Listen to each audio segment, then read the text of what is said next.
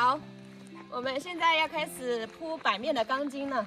我们现在需要面临的就是算材料，因为我们要算好材料了之后才去拉多少。然后师傅呢，他算的不太准，所以我们特意请来了我的姐夫来帮我们算一下他这个钢筋需要用多少。对，因为姐夫他是专门做管理的，所以说在这一方面他还是在行的。我们去看一看。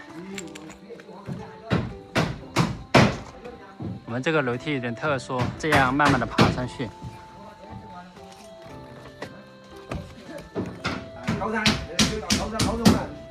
我们算一下这个板面的面积。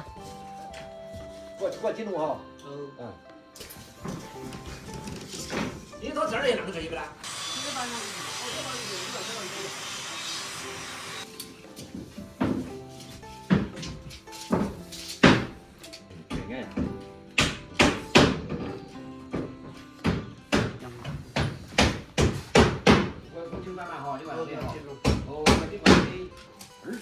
好多裤子腰子了这样子。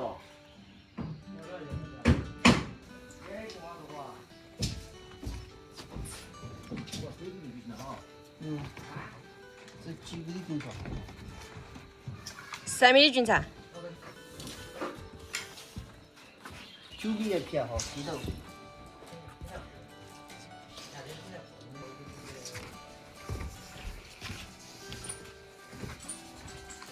15.88。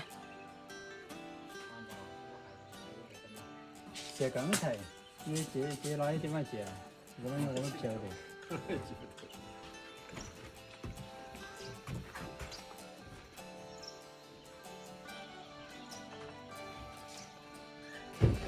好钢。主要是升降，它合作不是你那个板就升上去不噻，它只升降。还到3公分嘛，3公分左右。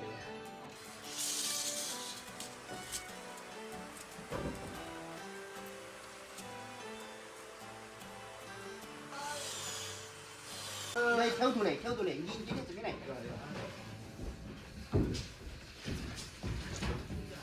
我记录这玩意哈。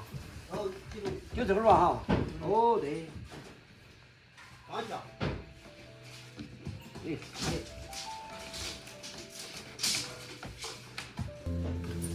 这些材料挡住了。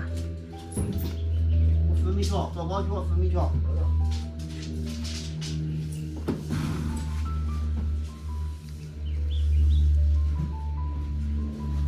哟，2米头哈。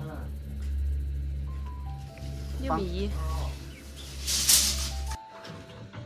所以大家之前都很好奇，姐夫为什么会认识我们拉钢管的老板？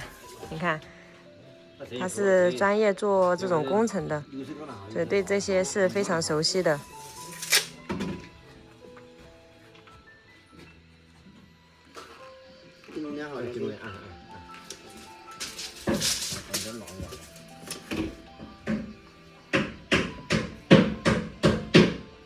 像这种转角的位置，就是我们的卫生间的位置，要给它做这种短的钢筋，所以多少米，然后需要多少，全部都要给它算清楚。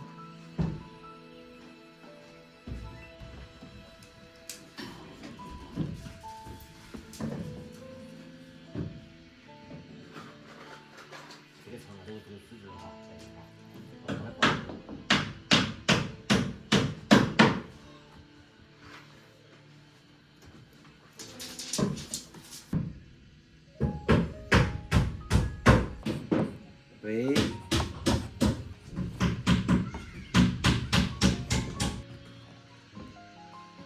哦，对，就这意思。要一间房间的算，每一间房间的钢筋长度都不一样。就算我们现在的这间房间，你看，这是同一间卧室，然后这个卫生间和衣帽间，还有这边安床的这个位置，它的钢筋都是不一样的。所以这个有点复杂，要是叫我们自己做的话，我们肯定不行。这些要专业人士才能精准的算出，多少材料，这样就不会浪费。多了开来我们也没有其他用处，如果少了的话又会多出运费，所以不管是开多开少，都会增加成本。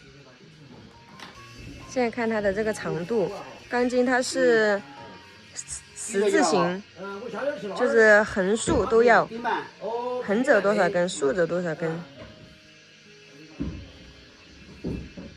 是这样密密麻麻的放着，然后再这样竖着密密麻麻的放着。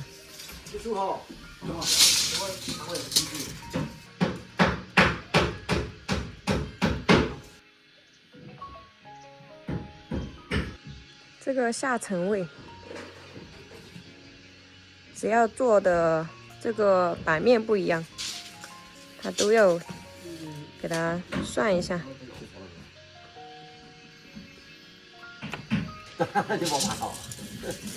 这些数据是完全看不懂的，只有他们才能看懂。我们只需要相信照做就可以了。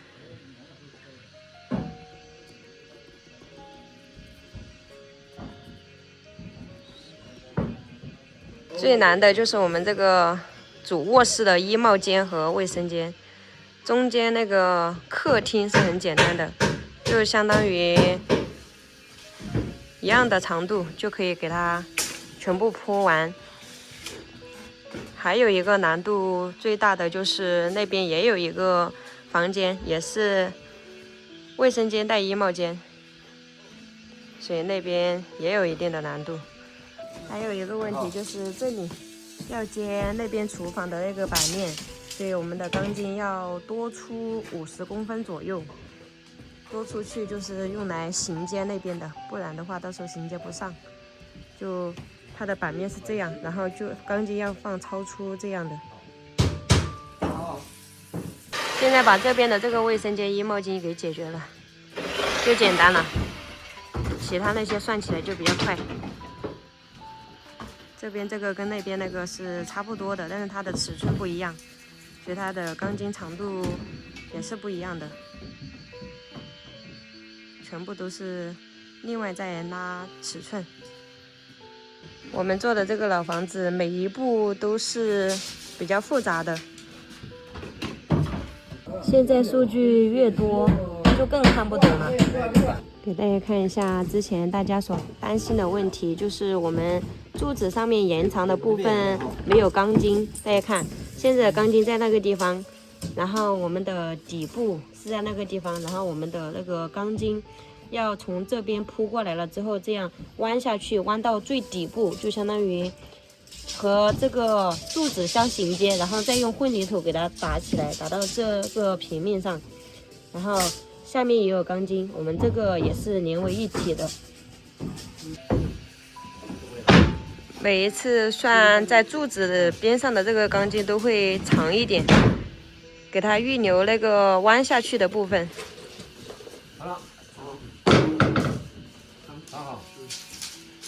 现在才是正式的算数，把所有的尺寸量完，现在就开始算具体的数字。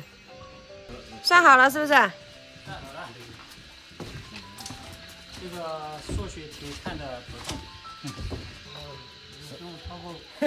这会操。现在这里有一些我们之前开好的钢筋，看一下这些钢筋能不能正常用上。我们之前开梁的时候开好的。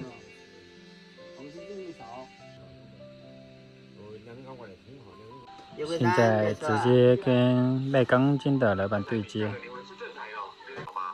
这个是非常复杂的。也是要打钉了吗？